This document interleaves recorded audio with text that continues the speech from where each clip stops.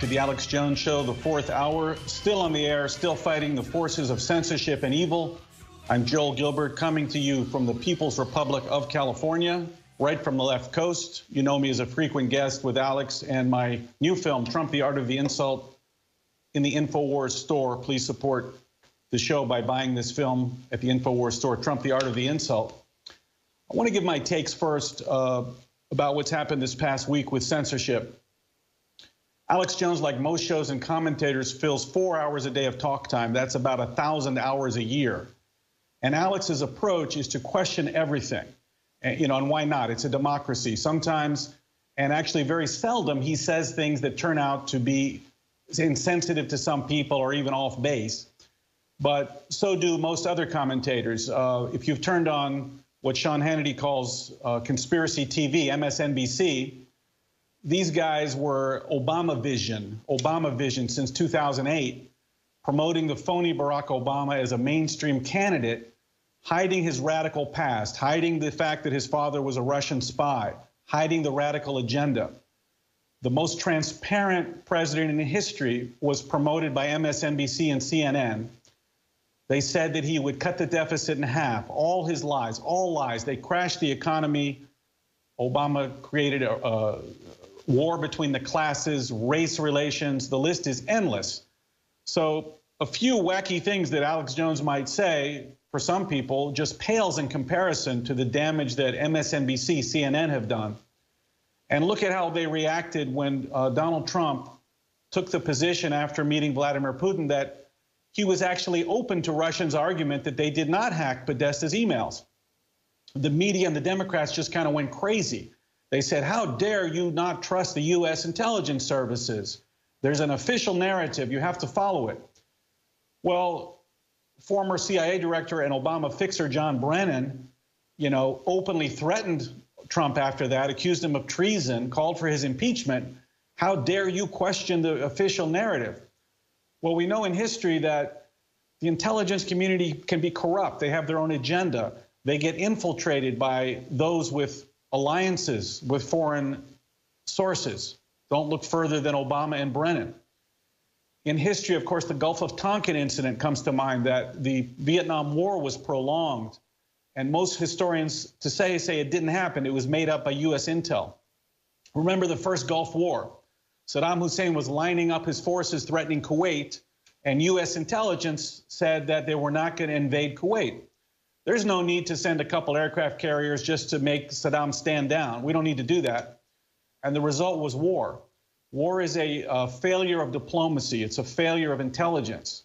Same thing, the second Iraq war was based largely on an intelligence assessment that Iraq had weapons of mass destruction.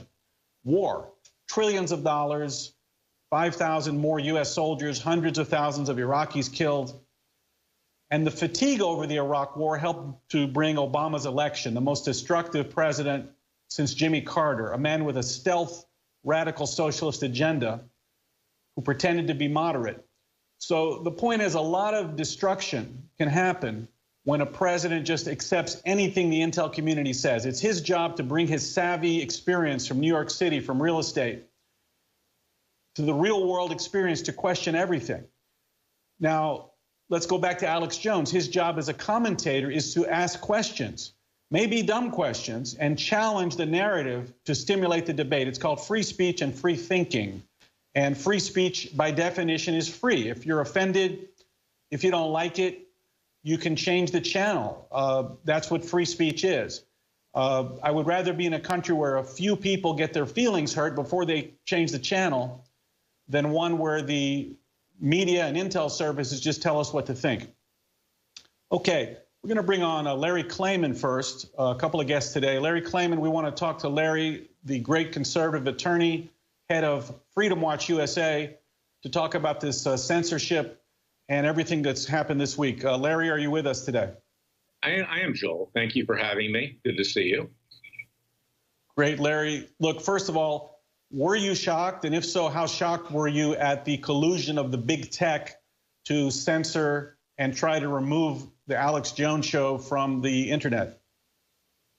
I am shocked, but it doesn't surprise me. This is the left. These big entities are controlled by ultra-leftist forces, whether it's Facebook and Mark Zuckerberg, whether it's Twitter, whether it's YouTube, whether it's any of them. And what they're doing is they're colluding to limit speech from conservatives, speech from libertarians, speech from anybody who doesn't agree with their socialist, pro-radical Islam, pro-radical feminist, pro-radical atheist, pro-illegal immigrant agenda.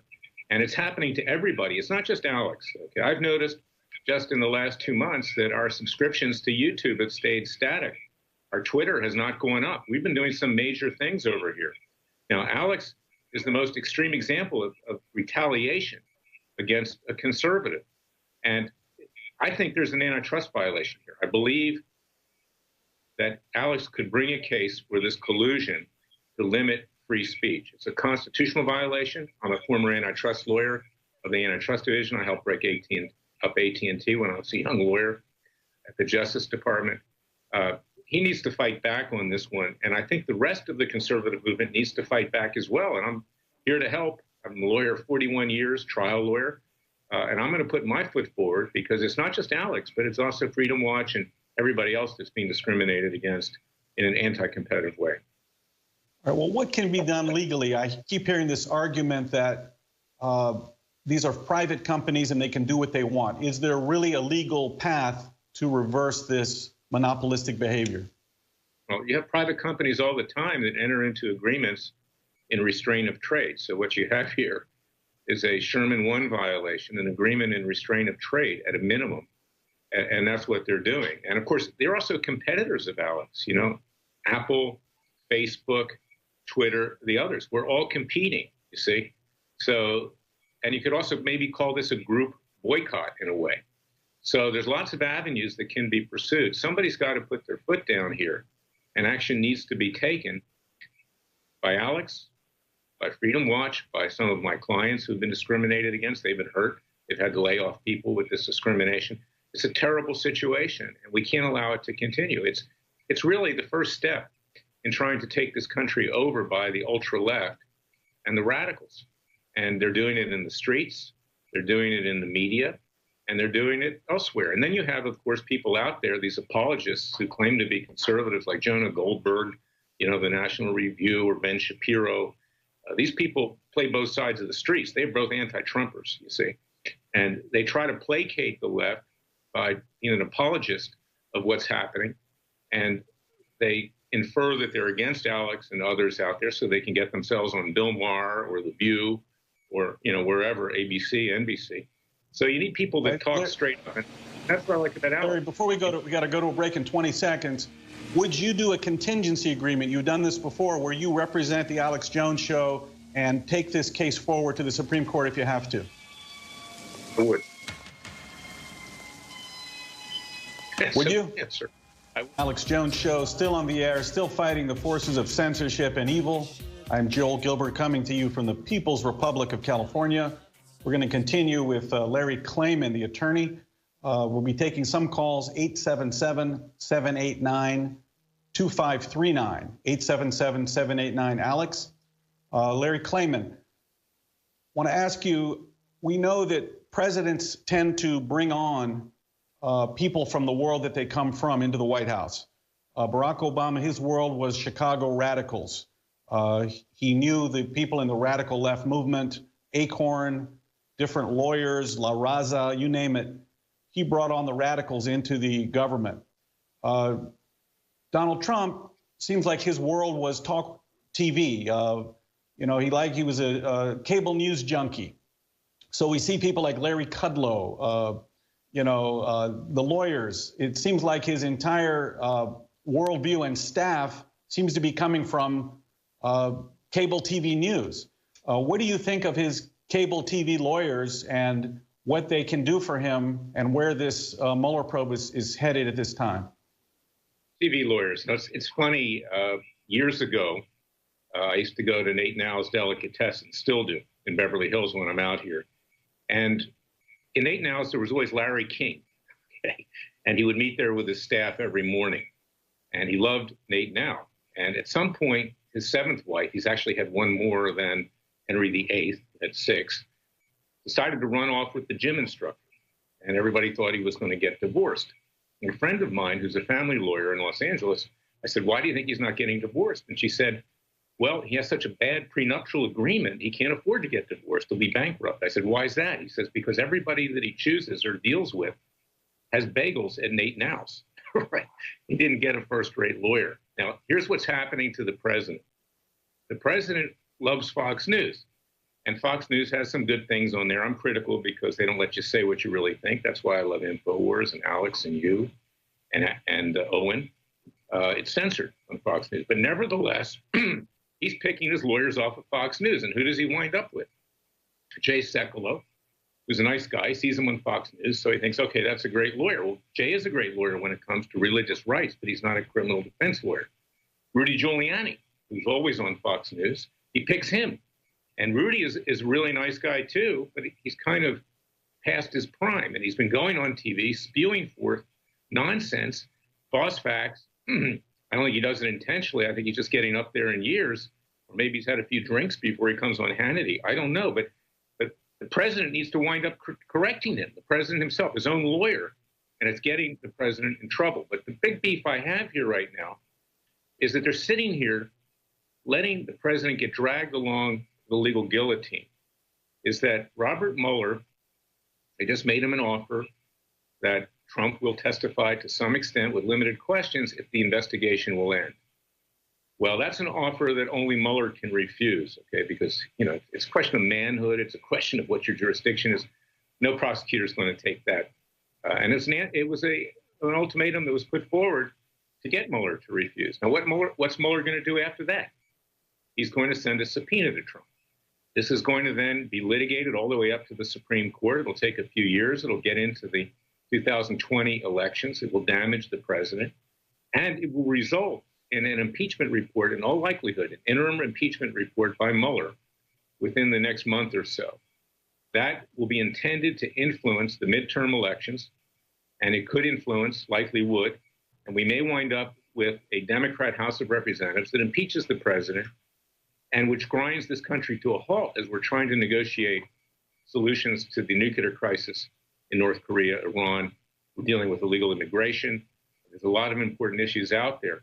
So these lawyers, by sitting there inert, are leading the president down the primrose path to disaster and the nation as well. And they're having a great time on Fox News. But I'll tell you something, we're not going to have a great time thanks to their inaction. And what they can be doing, Joel, is they should go into court right now. We've said that. In fact, I heard Mark Levin say that last night on cable news. Apparently he agrees with me that they should be challenging Mueller's jurisdiction to proceed and grinding him to a halt. Now, by the grace of God, the president would have been elected without the grace of God. I think that's the only reason we don't have Hillary Clinton right now. It's a miracle.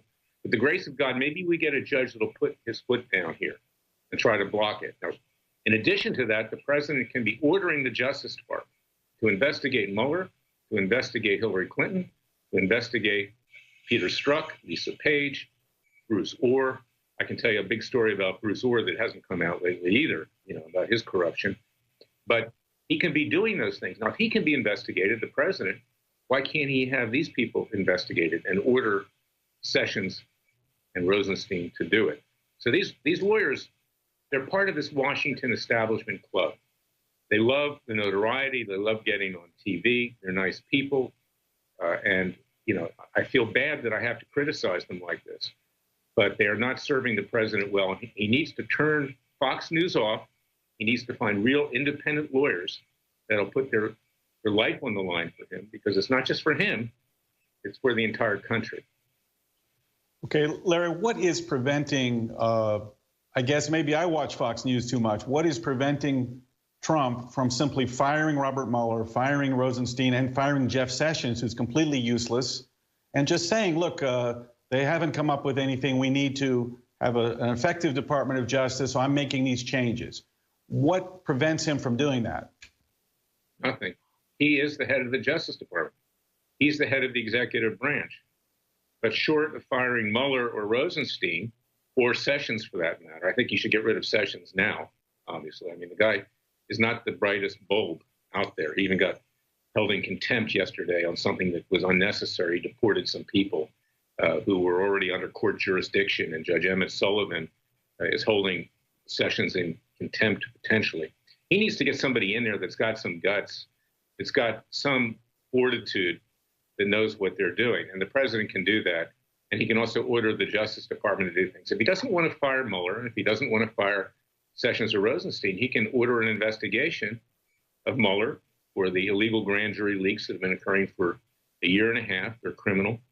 Or obstructing justice himself. That's what he's doing here with Paul Manafort and others. Larry, what do you think? Look, we know that Trump has very strong gut instincts. We know that his gut instinct is you're fired. He would fire these guys in a second. What are his lawyers telling him that are making him think, I can't do this? I'm going to have a bigger problem if I fire these guys. What could they possibly be saying? Yeah, that's the $64,000 question when I was a kid on a game show. Multiplied with inflation, it's now $1 million question. He's being told by his lawyers, don't do it because it's politically unwise, because it'll result in you getting impeached. Well, you know what? He's going to get impeached anyway. So he might as well get rid of these people now and then take the lumps later. He is the president. The American people will back him. We need strong action.